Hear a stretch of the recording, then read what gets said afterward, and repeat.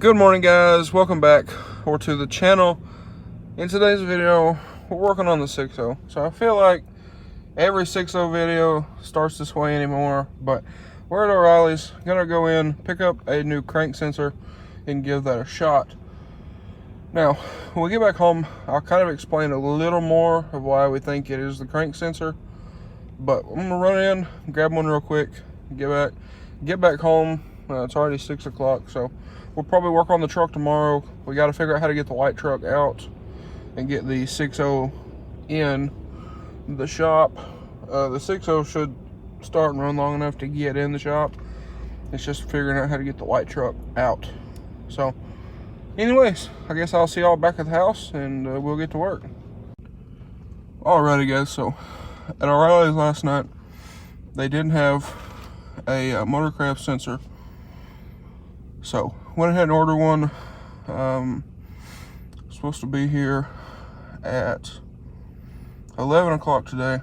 So what we did is I brought my grandpa to work this morning. You can see here, nice and chilly outside, but I'm gonna run down probably around noon and pick up our new sensor. And I don't know if we'll get to it tonight, but I believe we're going to try to get it installed either today or tomorrow after he gets off. So anyway, I guess I'll see y'all here in a bit and we'll go pick up our new sensor.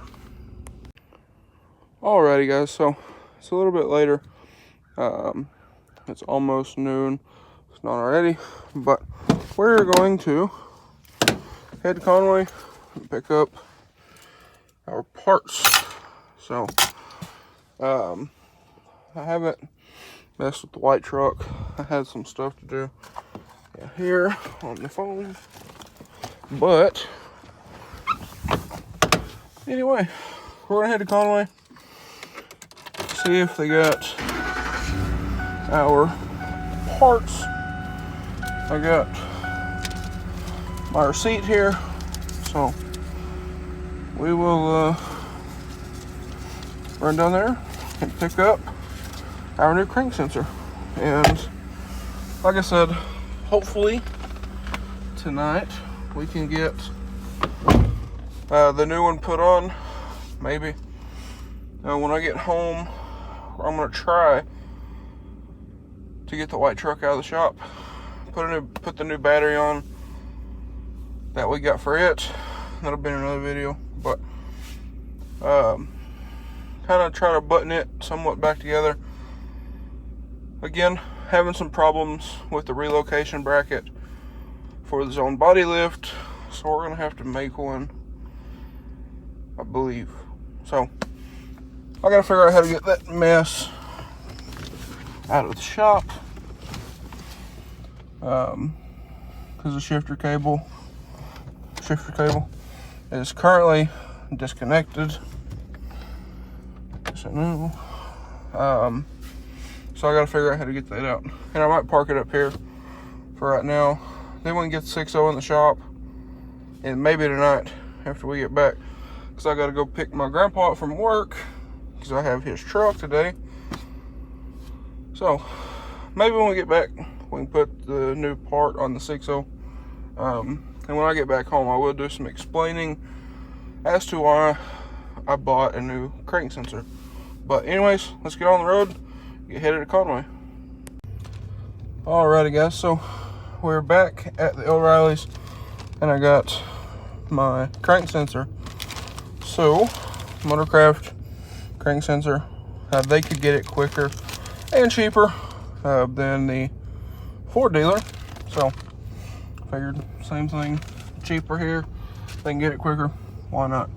So now what we're gonna do is head home, and like I said, I'm gonna try to get the white truck out of the shop, get the 6.0 in the shop before I have to leave to go pick him up from work. So let's get back home and get to work. I know we have some powder coating stuff to do sometime, well, before Christmas. Christmas is exactly a week away. But I'm hoping to have the 6.0 fixed. That way I have something to drive. But anyway, let's get back to the house. We'll get to work and see what we can get done today. Alright guys, so 6.0 is completely cold. Been here for 2 weeks. It's like 20 degrees. So let's see how she starts. Not plugged in. Just fine.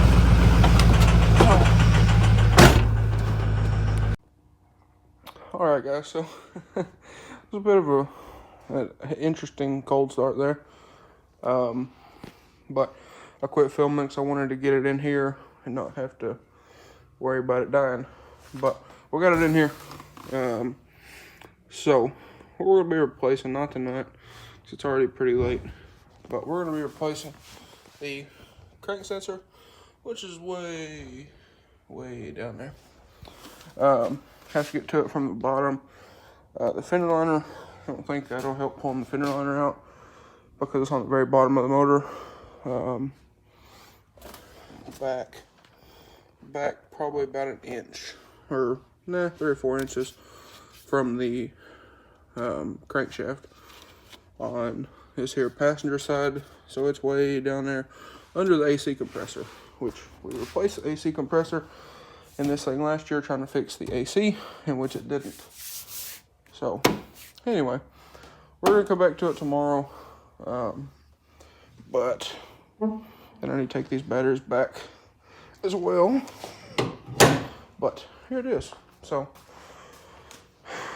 we got the white truck moved, got this in here.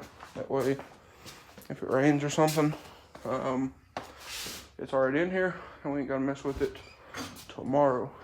But anyway guys, I will see y'all tomorrow and we will get back to work and hopefully, maybe, fingers crossed, that will fix our issue.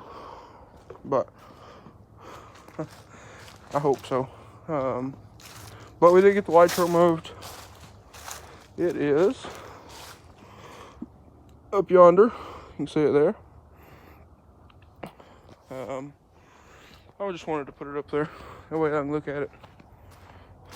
But anyway guys, I'll see y'all tomorrow or sometime. And we'll get to work on the 6.0. And like I said, fingers crossed that'll fix it. But I guess I'll catch y'all then. Alright guys, so it is the next day here. I got the original batteries put back in. They're a little dirty, but they charged up fine. Load tested fine. Probably should have load tested them before I hooked them up, but oh well. They load tested fine the other day, so they should be good. But we're about to get started on the crank sensor. My grandpa just ran up to the house to grab a light. One of our corded lights. That way we can put down there. But what I'm thinking, I'm not going to show this process. But what I've seen on YouTube is there's a wiring harness runs down through there. I remember that. And then there's a stud and a nut. Take the nut off, pull the wiring harness off, then take the stud out. And that should give you access to the crank sensor, which has an 8mm bolt, and then a O-ring where it pops into the engine block. So you should be able to get to everything with a little 1/4 inch ratchet, just like so, and an 8mm, which I probably have over here, and that should give you access to it.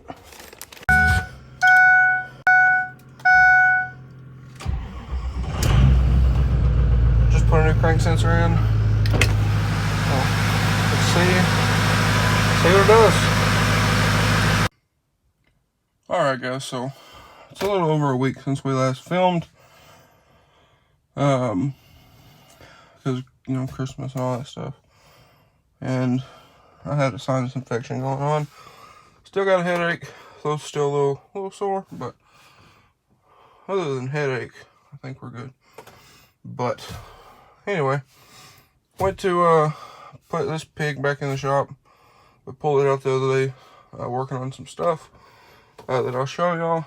Got some cool stuff while Christmas shopping, and got some cool Christmas stuff as well. But hope everybody had a great Christmas. But anyway, we're trying to put this thing back in the shop, and batteries they're pretty low. So we're gonna get the battery charger out here, hook it up, and see if we can get this thing back in the shop. Let's see. Here in about 20-30 minutes, we gotta go to Greenbrier and take a buddy of mine his Octane hoodie. But I think we're gonna do some looking at some wiring here. Last night I watched some videos from Diesel Tech Ron about some different things to check. So we're gonna get it in here, wiggle some wires around, you know, that kind of thing, see if anything makes any difference. And then there's some different things that Diesel Tech Ron was talking about as far as on the scanner. So we'll probably hook the scanner up, let the batteries charge up, hook the scanner up, and see what it shows. So see if it shows any issues there, and if not, we got a wiring issue. We're gonna let the batteries charge up though, and see if we can get this thing in there. Alright guys, so let it sit on the charger for what, a couple minutes. It's not 540 or 520, whatever it says, but it's like 11 o'clock.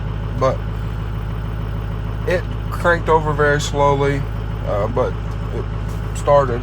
So we're gonna bring it in, put both the batteries on a charger, or charge one at a time. Charging them this way should charge both of them technically, but I don't know how charged they'll get.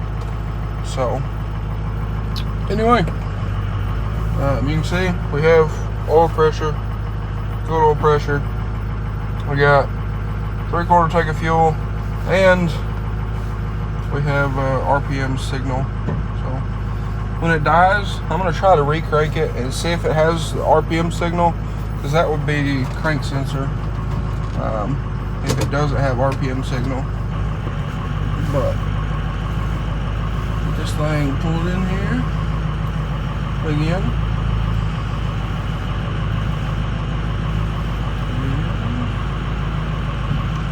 I might sit here and let it run and see if it'll die and go from there. I don't really know for sure.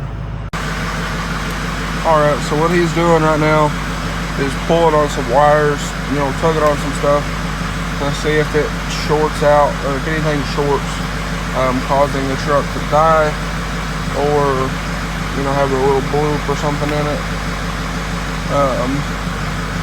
So we're gonna do that, check around, and, you know, we'll just see what we have as far as all that stuff goes.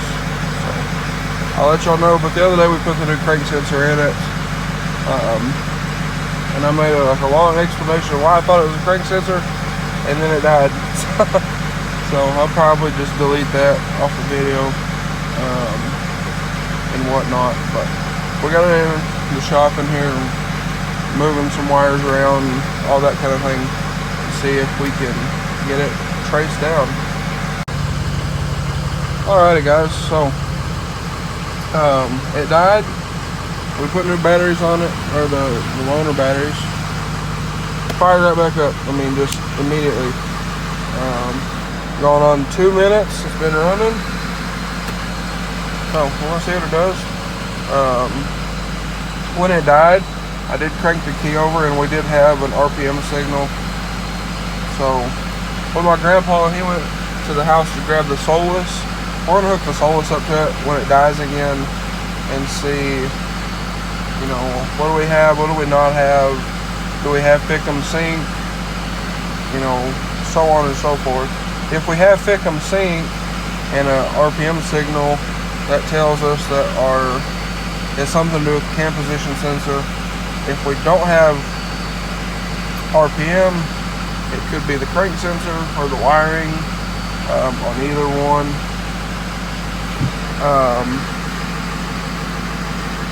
We got to watch the ICP voltage, the ICP pressure, the IPR, and then the high pressure oil pressure. So we're gonna hook the Scotttllee up. He's got it over here. We're gonna hook it up and see. I'm just sitting in here and make sure that it doesn't do anything wacky with the gauges when it dies. Alrighty guys, I'm gonna roll this window up. But anyway, it died a second ago when we were hooking up the Scottlee, but it's been running for 15 minutes now.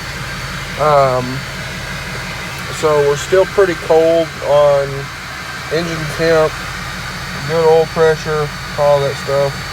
And here you can see desired pressure and actual pressure, you know, right around each other. IPR valve 23%. If I remember right, you want it to be between 15 and 85.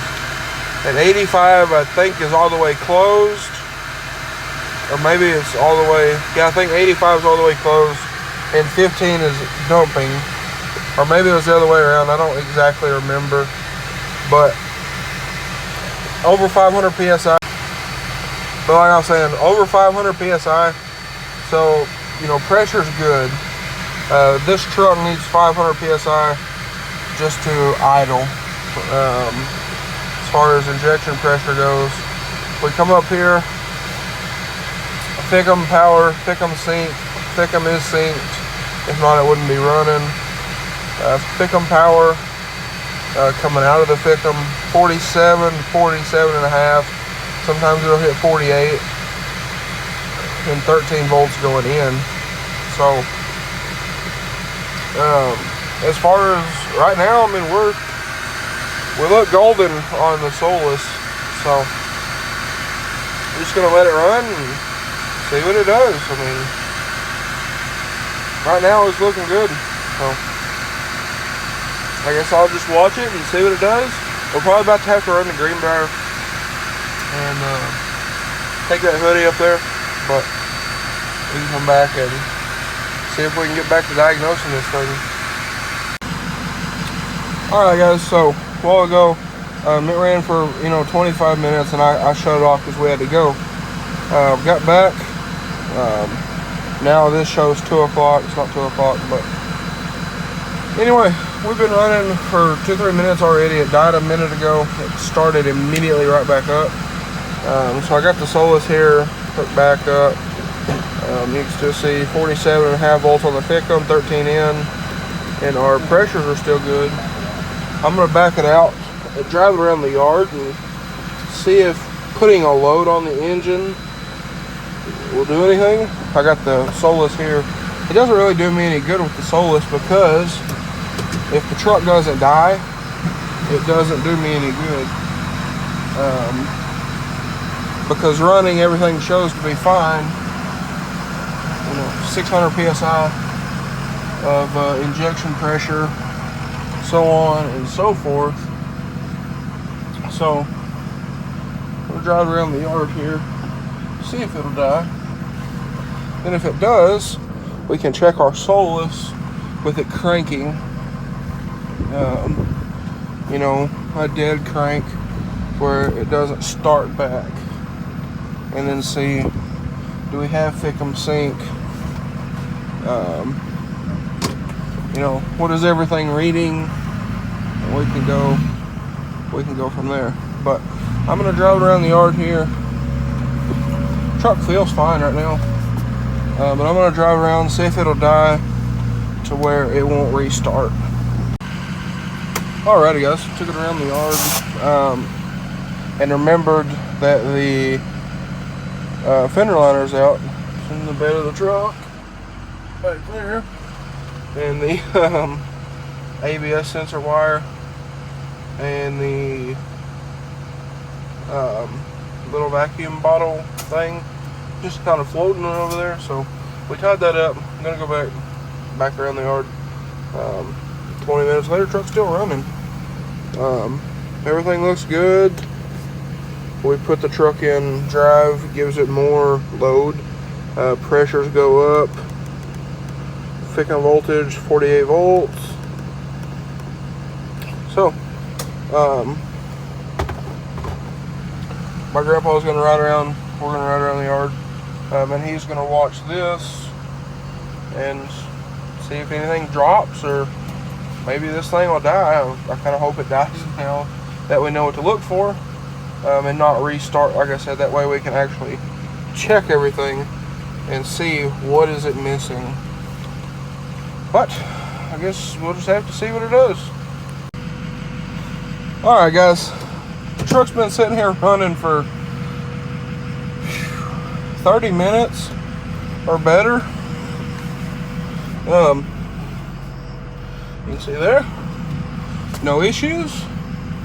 We've been talking about it in the shop as of, you know, what could it be? What I'm gonna do is I'm gonna take this pig down the road and see if it dies. What's the worst thing that can happen is car roadside assistance. But we got free tows up to 50 miles, so who cares, right? I'm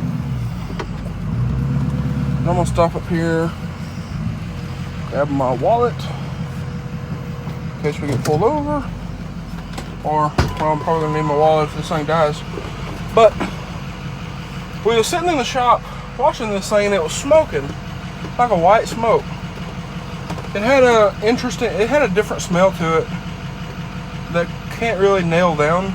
And what I'm wondering is, the last time we drove this truck anywhere was to Batesville, Arkansas.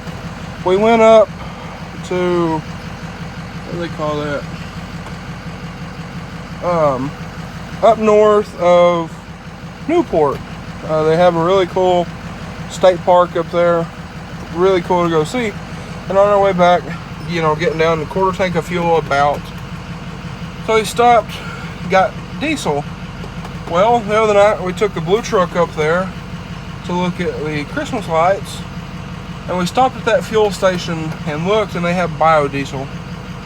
Now, I don't know exactly what biodiesel is, or if it's any different at all, but it seemed to be a pretty unpopulated gas station, if you know what I mean. Seemed very unused. So I'm wondering if it was some bad diesel, or this truck doesn't like biodiesel. And you know, thinking about it, you hear people talk about all the time converting their trucks to run on biodiesel. I don't know what it takes to convert one to biodiesel, but that might be an issue. That might have been the issue. So it's got, you know, the biodiesel worked out of it. You know, we put a fresh tank of fuel in here. We didn't fill it up with biodiesel. We put, you know, 15 bucks in it or something like that. 10 bucks, whatever. Not very much fuel. That's what I'm getting at here. So I'm wondering, when we put this fuel in it, we put a full tank in it. It diluted it down, but it already had some in the lines. And I'm gonna say that might be our issue.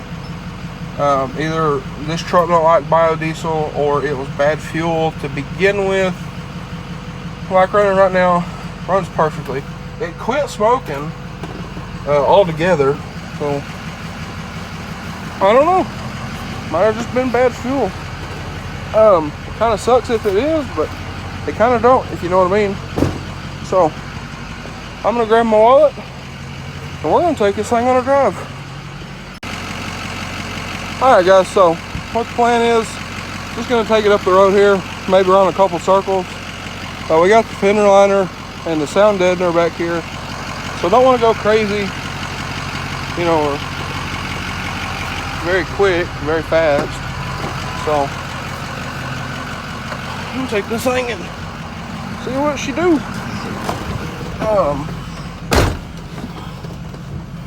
You know, I don't know.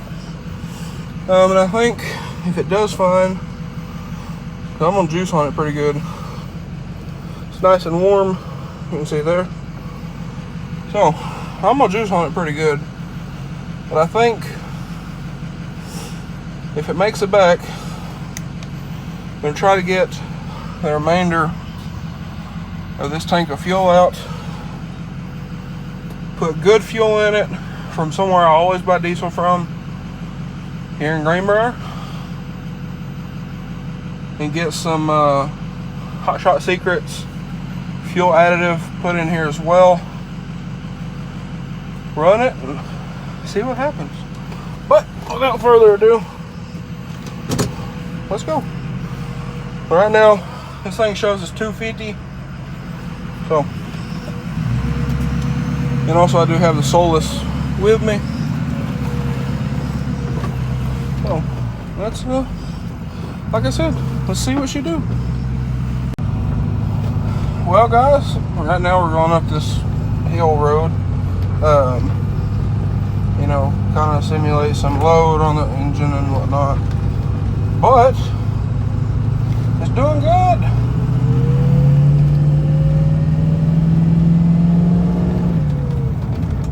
Oh, I mean, it get up and boogie. So, I don't know. Maybe we done fixed it. It's not sluggish or anything. So, maybe it fixed itself. How about that? Just needed to get some fuel out of it, some bad fuel or whatever. But like I said, we're gonna try. Need to put the fender liner back in. So I'll put the fender liner back in. Take it for a longer drive. Cause it's kind of sketching me out with all that stuff being just hanging loose over there. We zip tied everything up out of the way best we could, but still, I don't want something to fall off or, you know, whatever. So, I'll take this thing back home, put the fender liner back in it, take it on a good drive, you know, a little bit longer than 2 miles, and again, we'll see what she do. Maybe. Fingers crossed, knock on wood, that'll be the fix. So, it's driving great. I mean, it hasn't had any blips or anything, any stutters. Yes, the steering wheel's crooked from the leveling kit, but I think she might have fixed herself. So, like I said, if so, I will be very happy, because it sucks not having a vehicle. I've been without a vehicle for right at 2 months now. So, anyway, we're pulling back up to the shop. We're gonna throw this fender liner in and get all this other crap out of the bed back here. Take this thing for an actual drive. So, this is the furthest it's made. It's been running for almost an hour. So I'm very, very happy. So, let's get this fender liner in this thing and take it for a good drive. Alright guys, so pull the 6.0 back in here. You can see we shut the door, and the reason being is we're about to go get stuff and change the oil in the 6.0 just because I feel like it needs to be done. We're not at the oil change yet, but anyways, we might be a little over. I don't remember. I have to look on the phone here, but we're gonna go ahead and change the oil in here just to be safe. And I keep getting comments on this. Yes, I know the oil filter cap is not factory. Yes, I know. There's a Motorcraft filter in there. That's all I run is Motorcraft filters in this truck. But I did order a billet filter housing cap, just like I did for the fuel filter housing. So, billet cap is on the way. we're gonna go ahead reuse that cap for right now until the billet one comes in. But we're gonna go ahead and change oil on this thing. And while we're in here, I'll put the fender liner on while he does that. But we're gonna go grab stuff. And also, one more thing is these batteries. This battery is good. This battery shows very weak. So we're gonna charge this one up, probably overnight on a very slow charge. But making sure this is off. Yep, we're good. But we're running a Conway. And while I was gone, my grandpa's working on a new bracket for the white truck. So maybe it'll be drivable here very soon as well. So we're gonna head to Conway, grab oil and filter.